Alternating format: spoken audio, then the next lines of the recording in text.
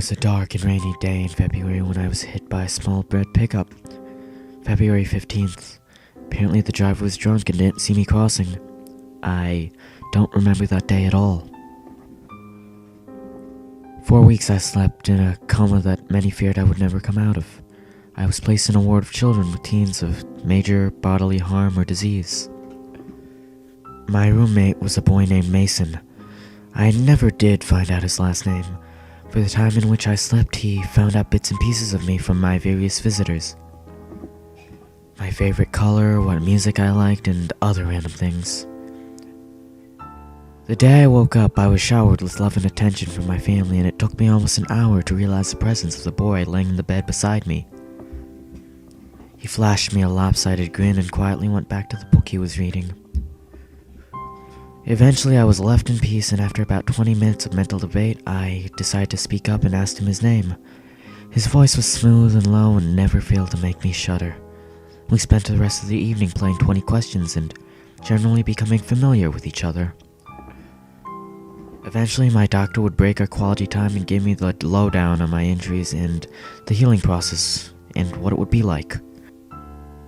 He told me that when I was hit, not only did I give myself a nasty concussion, but my legs were also broken in my oh-so-graceful landing. They said I had a 60% chance of ever walking again. We became close instantly. The nurses would laugh and say we already looked like an old married couple bundled in bed, watching whatever soap opera happened to be on television. Mason would just flash me his trademark again while I blushed and buried my face in his chest. We both had our good days and our bad ones, Mason and I.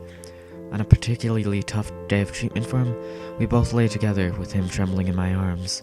I'll never forget the feeling of his soft hiccup with a knot in the pit of my stomach. I finally got up my courage and asked him the million-dollar question. He had Hodgkin's disease. I don't think either of us slept that night.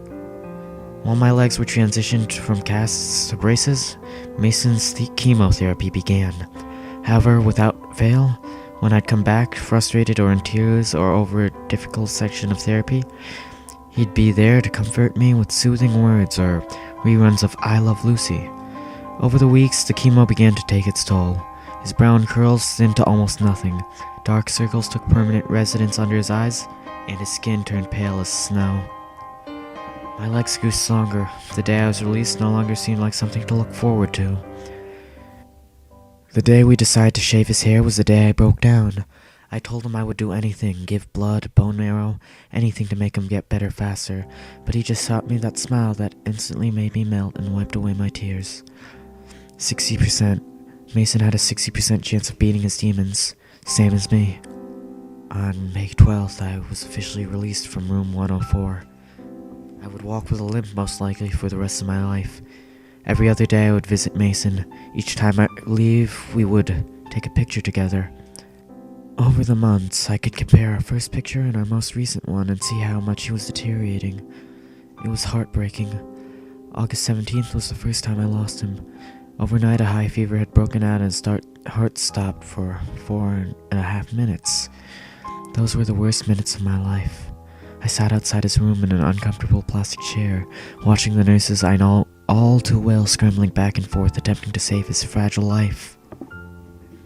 I didn't leave his side until he squeezed my hand, winked, and told me to go home and take a shower. After that, I vowed that I would never let him leave me alone again. I guess the odds weren't in Mason's favor, for by the time Thanksgiving came around, he was almost a skeleton, but I didn't care. He confided in me that night, accepting the fact that his time was almost up and promising to wait for me on the other side.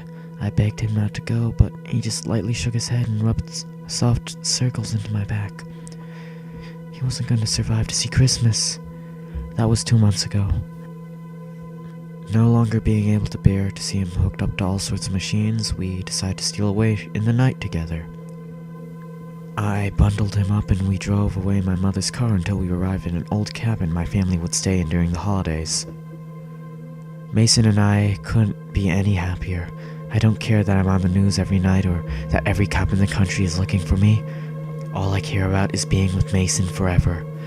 Even Even if his flesh is crawling with maggots and beginning to peel off his bones, even if the smell of his rotting cadaver never fades from my skin, his lips are still warm at night and he often whispers sweet secrets into my ear before we sleep. No one, not the police, not the doctors, or anyone else can ever separate us. I'm ready for them when they come.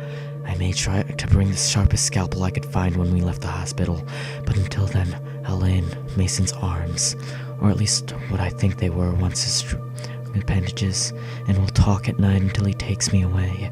We'll be together forever.